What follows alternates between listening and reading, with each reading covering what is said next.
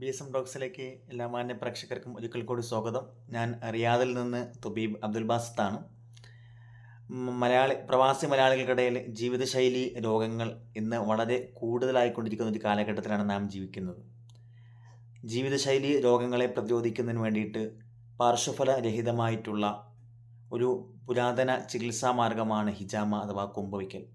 പ്രവാചകൻ്റെ കാലഘട്ടത്തിൽ തന്നെ പ്രവാചകൻ ചെയ്യാൻ കൽപ്പിക്കുകയും ചെയ്തിട്ടുള്ള പുരാതനമായിട്ടുള്ള ഒരു ചികിത്സാ മാർഗമാണ് നമ്മൾ ഈ കാണുന്ന കൊമ്പ് ചികിത്സ അഥവാ ഹിജാമ കപ്പിംഗ് തെറാപ്പി എന്ന് പറയുന്നത്.